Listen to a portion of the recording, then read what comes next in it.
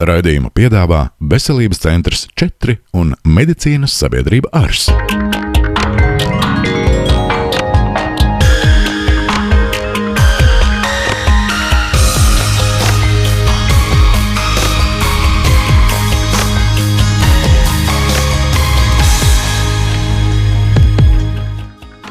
Labrīt šajā jaukajā rītā. Ir klāt jauna sestdiena un jauns viesis. Māmiņu diena jau pavisam tuvu, tādēļ mūsu šodienas īpašais viesis ir topošā māmiņa Ilze. Viņa gaida savu pirmo bērniņu un jūtas ļoti saviņot par to. Mēs ar viņu tiekamies klīnikā. Katrā ziņā man ir patīkams satraukums. Sagaidu, cerams, ka neko sliktu. Ka viss būs pozitīvi un labi. Un vēlreiz pārliecināties, ka ar mani viss ir kārtībā, ka ar bērniņu viss ir kārtībā, ka viss norit ļoti labi un pareizi, kā tam būtu jānotiek. Un katrā ziņā pozitīvs un jauns iespaidus. Ilzes ārsta vizītes sākas ar viņas sūdzību kliedēšanu. Tā kā pirms grūtniecības Ilze redzēja tik konstatēt nelielu plusi, tad rūpīgi redzes pārbaude ir viņas pirmais izmeklējums. Kā jums ir? Varat nosēdēt, abas dāmas? Varam. Labi.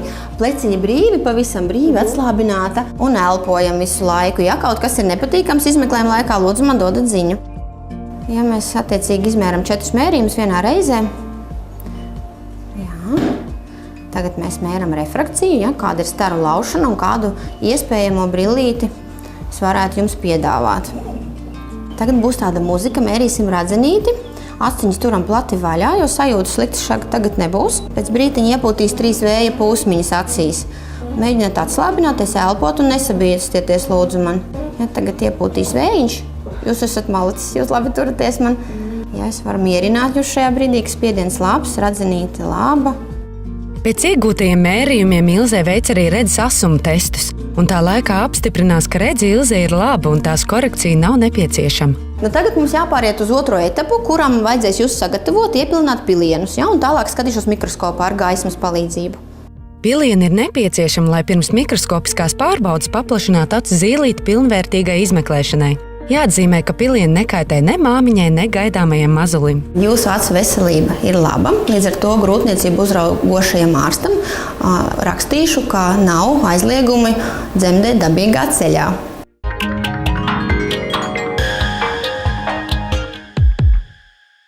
Mazuļa augšana puncī rada lielu laimu un prieku māmiņai. Taču pieaugot mazulim arī māmiņas ķermenis izjūt arvien lielāku slodzi un ļoti bieži jaunās māmiņas sūdzas tieši par kāju nogurumu un tūsku. Lai šīs sajūtas atvieglot, Ilze tiekas ar flebologu doktoru Pēteri Gerki, kas vizītes laikā veic kāju vēnu pārbaudi. Pēc izmeklējuma veikšanas ārsts Ilzei sniedza rezumējumu un ieteikumus, kā atvieglot kāju pašsajūtu grūtniecības laikā. Kopumā gan kāju vēnu, gan kāju artērijas stāvoklis ir labs. Mēs apskatoties redzējām, ka jums labā kāja aizmugurē ir viens zemādas vēnes zars palielināts. Es prognozēju, ka arī šis zars pēc dzemdībām jums pazudīs, vai arī samazināsies tik tālu, ka īpaši nekāda speciāla ārstēšana nebūs nepieciešama. Viņš vairāk būs tā kā kosmētiski redzams. Ja jums šis zars nepatiks arī pēc dzemdībām, tad mēs spēsim jums palīdzēt. Mēs izmantosim tā saucamo skleroterapijas metodi, ielaidīsim tur iekšā putus un aizlīmēsim viņu ciet. Bet tas ir nākotne. Patreiz tātad jums ir jāvalk kā kompresijas zeķītes ikdienā. Speciāli grūtniecēm paredzēts, es jums uzrakstīšu recepti.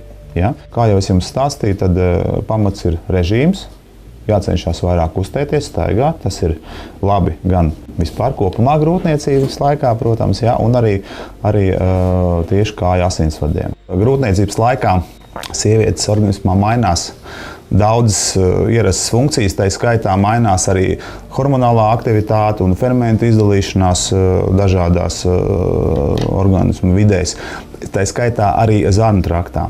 Un mēs jau runājam par kāju vēnām, ja, ka šī dzemdīte palielinās, viņas spiež uz asinsvadiem, bet, protams, ne tikai uz asinsvadiem. Viņas spiež uz visiem orgāniem, kas atrodas mazajā igurnī, tā skaitā uz urīna pūslu un arī uz taisno zarniņu. Kā rezultāts sāk veidoties hemoroidālā slimība. Diemžēl grūtnieces ir viena no riska grupām. Ļoti bieži viņām šī slimība attīstās. Ko darīt? Pirmām kārtām kustības. Jācenšas vairāk kustēties, mazāk sēdēt. Otrām kārtām jāievēro zinām diēta. Ilze ir priecīga, ka pirmie izmeklējumi apliecina, ka viņas veselības stāvoklis ir labs. Ir pienācis laiks uzzināt, kā jūtas mazulis. Ilzē tiek veikta kardiotokogrāfija, kas ļauj izvērtēt mazuļu stāvokli grūtniecības laikā.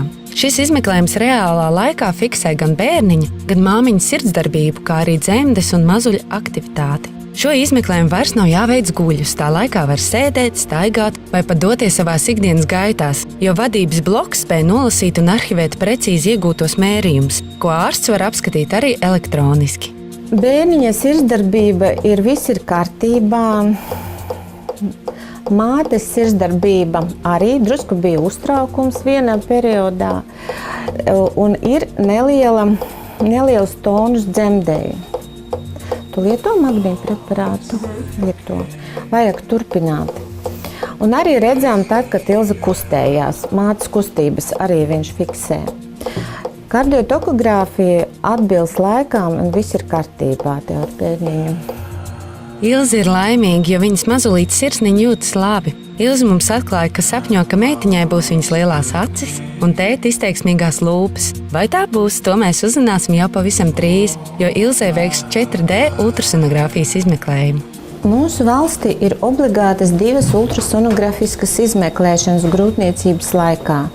Pirmā jāveic 1. trimestri, kad mēs redzam un atšķirām iedzimtas patoloģijas, un sievietei jānodod asins analīzes uz iedzimtām patoloģijām. Otru sonogrāfisko izmeklēšanu mēs taisām uz 20 nedēļām, kad mēs skatām visus organus, iekšējos organus auglītīm un meklējam, vai nav nekādas attīstības anomālijas. Tas ir zelta standārts izmeklēšana, tā ir 2D sonogrāfija.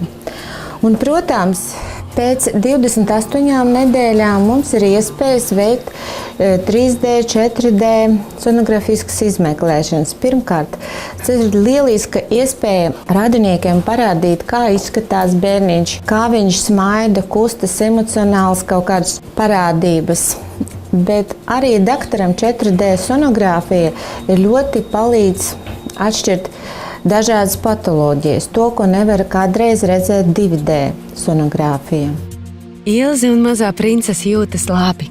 Saņemot bildes, ko vēlāk parādīt arī laimīgajam tētim, Ilze dodas uz sarunu pie vecmātes, jo tikšanās mirklis vairs nav tālu un ir jārod atbildes par tik daudziem jautājumiem. Es saprotu, ka tas bijis jau pie vairākiem speciālistiem, bet vienmēr grūtniecītēm vecmātes konsultācija īstenībā ir ļoti svarīga, jo mēs ļoti daudz spējam gan iedvesmot, gan izstāstīt, gan izskaidrot, kas ir tās lietas, varbūt, kas ir svarīgākās, kas ir jāņem vērā tieši dzemdību procesā. Varbūt ir kaut kas, kas tev pašai ir jautājums, kas ir tās svarīgākās lietas tieši. Pirmkārt, jau man tā svarīgā lieta šķiet, tuvojas tā dzemdību diena. Es vēlējos pakonsultēties, kā īsti saprast, kurā mirklī tieši doties uz dzemdību iestādi. Vai pēkšņi, kad man noiet ūdeņi, vai sākas sāpes. Kā saprast īsti to mirkli, kad tieši doties. Lai nav man tā, ka es aizskrienu un pēc, vai kā tā kā pāta.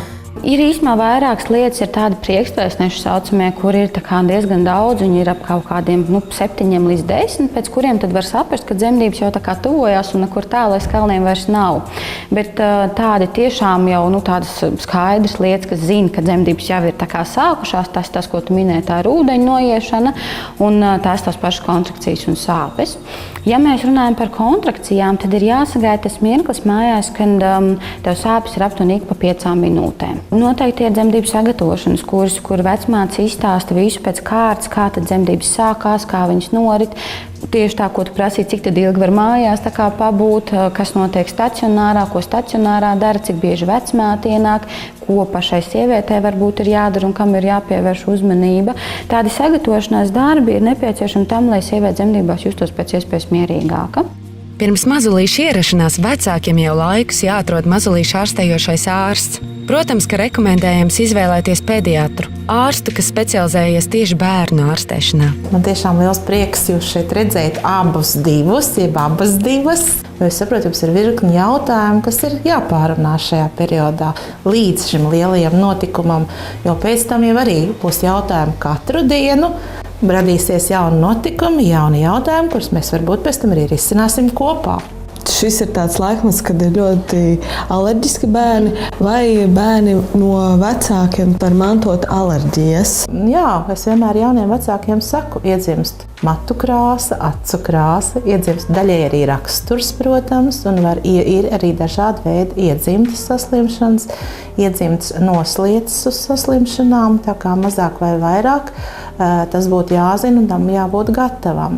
Vēlāk sarunā mēs ar jums, protams, izrunāsim jūsu veselības problēmas, bērniņa tēta veselības situāciju un veselības problēmas, dažādas iedzimtības riskus, par ko jūs noteikti arī esat runājis jau ar ginekologu. To mēs arī pārunāsim, un šie jautājumi radīsies vēl un vēl. Runājot par to, ko jūs šobrīd varat darīt, maksimāli maz to, ko nevajadzētu. Proti, ēst pareizi, dabīgus produktus, nekrist nekādās pārmērībās, izmantot to, ko mums gada laiks atļauj, pastaigas, neuzturēties slēgtās telpās, iespēja robežās braukt varbūt ārpus pilsētas vai iet uz parku pastaigāties, dzert daudz ūdeni, domāt labas domas un gaidīt savu mazuli. Mums doktori ļoti jauka, atsaucīga un patīkams cilvēks. Es noteikti vēl atgriezīšos pie doktoras, jo jautājumi, cik es saprotu, loģiski radīsies pēc bērniņa piedzimšanas. Raidījumu piedāvā Veselības centrs 4 un Medicīnas sabiedrība ARS.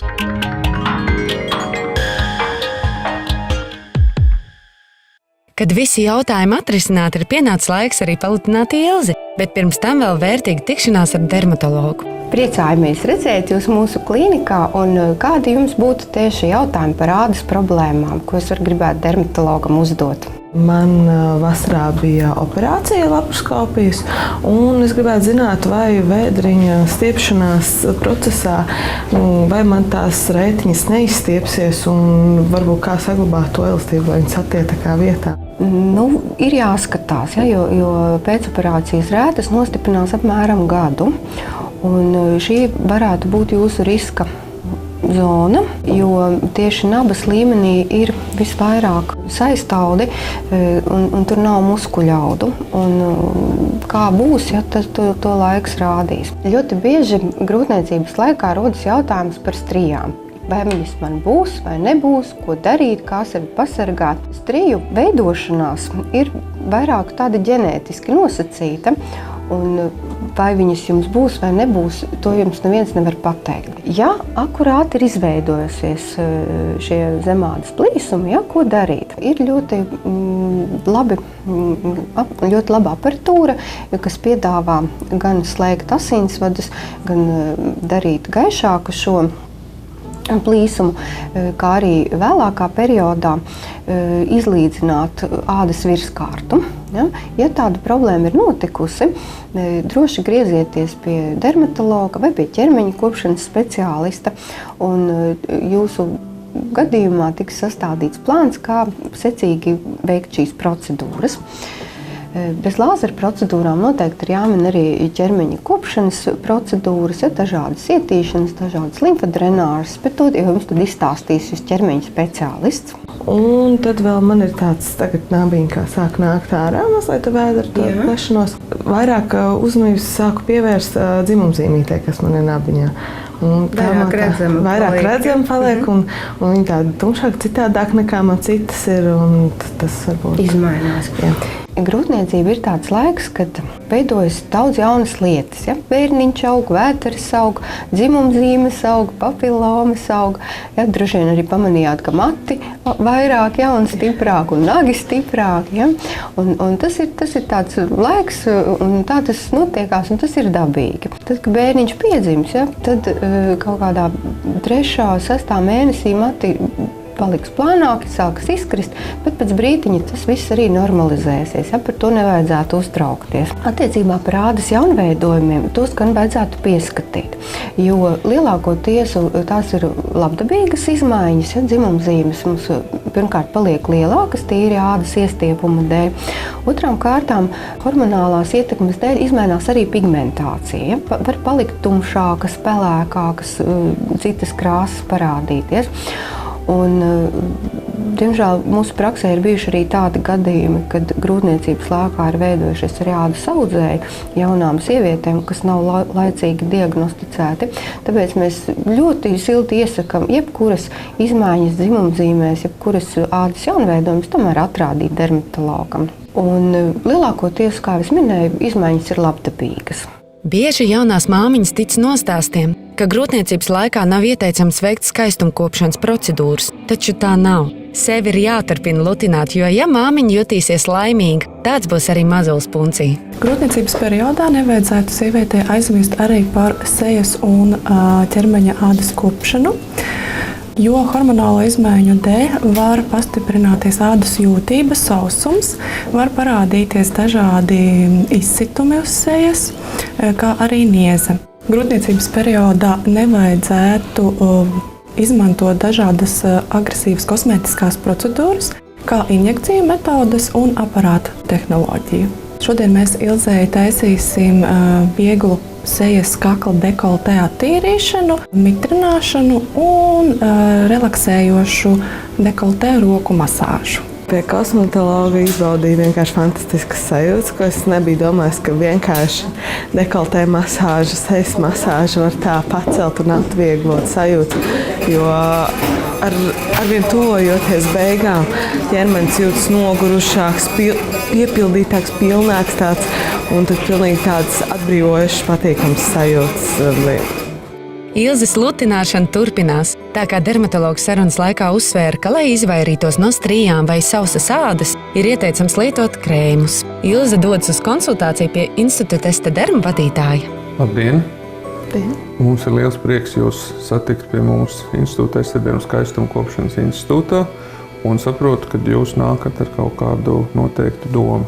Nu jā, tā kā biju arī pie dermatologa, viņš ieteica grūtniecības laikā mitrināt ādu. Varbūt, ko jūs varētu ieteikt? Āda būtībā jāmitrina ir katru dienu un jānodrošina ādas pamatfunkcijas, izvēloties pareizu sejas kopšanas līdzekļus atkarībā no gada laika vai no dažādiem stāvokļiem. Un kā viens no tādiem varbūt labākiem būs tāds hidra sistēma krēms un acu krēms, kas nodrošina ļoti labu mitrināšanu. Viņš tā kā iemāca vai uztur ādas mitrināšanas sistēmu tādā optimālā stāvoklī, respektīvi viņš palīdz ādai pašai veikt to no mitrināšanas viedokļa, ko ādai būtu jādara.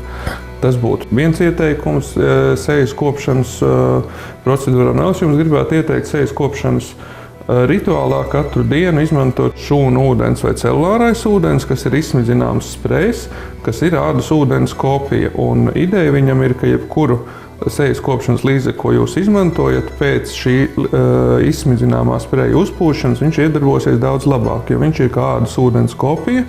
Viņš rada ādas šūnai optimālu mikrovidi, lai ādas šūna varētu labāk funkcionēt. Un līdz ar to pirms uzklāt jebkuru savu ikdienas krēmu uz tīras ādas, jūs pa priekšu uzpūšat šo te celulāro ūdeni. Es jums parādīšu, kā tas apmēram izskatās.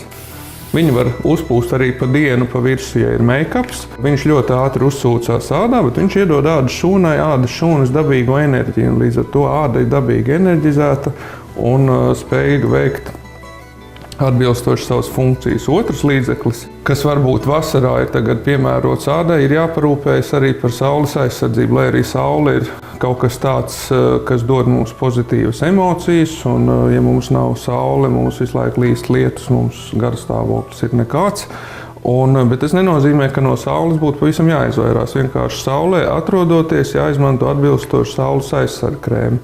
Atkarībā no tā, vai tas ir gribās novērst, teiksim, pigmentācijas plankuma veidošanos, tad ir īpaši saules aizsarga krēmi, arī īpaši saules aizsarga krēmi, kas pasargās ādu un būs ar tādu pretnovecošanās iedarbību. Un zināmā mērā no visiem Institūta Este Derma skaistumkopšanas līdzekļiem tieši saules aizsarga krēma jomā tur būtībā nav nekāda kontraindikācija, kuru no šiem līdzekļiem izvēlēties. Tas tad būtu būtībā viens būtu labs sejas mitrināšanas krēms, kas uzlabo ādas mitrināšanas sistēmu. Pirms krēma uzlikšanas jūs uzpūšat celulāro ūdens spreju, un tad jūs ikdienā izvēlaties kādu no saules aizsarga līdzekļiem. Pa dienu viens no tādiem universāliem līdzekļiem ir pamatdienas krēms, kas gan palīdz ādai adaptēties, gan ir saules aizsardzība, teiksim, tāds, ko arī staigājot pa pilsētu dienā var lietot. Ikdienas ekstrēmās aizsardzības krēms. Un kā tieši varbūt kopt ķermeņa ādu, lai nebūtu šīs sausuma sajūtas un varbūt lai arī neveidotos stries? Jūsu gadījumā būtu ļoti piemērots šis te mitrinošais ādas elastību atjaunojošais pieniņš, kas tādējādi lietojot viņu profilaktiski vai vienkārši ikdienā, kā pēc dušas ķermeņa pieniņu, viņš profilaktiski novērsīs to, ka neveidosies šīs strijas, ādas elastība atjaunosies un arī tiks uzturēts ķermeņa ādas mitruma līmenis pietiekošā līmenī. Ko jūs varbūt ieteiktu, kādus līdzekļus vai arī kā parūpēties par ādu pēc dzemdībām? Šis ir tāds jautājums, uz ko pilnīgi viennozīmīgi atbildi nevar dot, jo katra cilvēka āda reaģē individuāli uz dažādām gan hormonālām pārmaiņām, gan gadalaiku maiņām. Tāpēc varbūt pat vislabākais ieteikums būtu griezties pie kāda no profesionāļiem, teiksim, atrast varbūt sev labu kosmetologu, kas mācīs jūsu ādu labi novērtēt un palīdzēs jums ieteikt atbilstošus sejas kopšanas līdzekļus pēc grūtniecības periodā. Ideja ir ļoti vienkārši palīdzēt ādai veikt tās funkcijas, ko viņa veic, neizjaukt ādas tādu harmonisko funkcionēšanu, kā āda mūs funkcionē, jo cilvēkam patīk saskatīties dažādas reklāmas un tad, balstoties uz reklāmas saukļiem, teikt, jā, šis ir tas, kas man ir vajadzīgs, bet varbūt ādai tas nemaz nav vajadzīgs. Un viennozīmīgi viens, ko jūs varat darīt ikdienā vai grūtniecības laikā vai pēc grūtniecības perioda, un jebkura līdzekļa, ko jūs izmantosiet, šis te celulārā ūdens sprejs uzlabos jebkura sejas kopšanas līdzekļa iedarbību, dēļ tā, ka viņš ir dabīgs ādai. Un tad atbilstoši jūsu kosmetologs jums arī ieteiks pareizu sejas kopšanas programmu, veiks arī, teiksim, atbilstoši varbūt reizi mēnesī kādas patīkamas kosmētiskās procedūras, lai uzlabotu ādas stāvokli, un jūs izskatīsieties vēl skaistāk nekā iepriekš. Ļoti priecājos par Estedermas dāvanu. Izmēģināšu produktus un cerams kļūšu arvien skaistāka, gaidīšu savu mazuli un priecāšos par vasaru.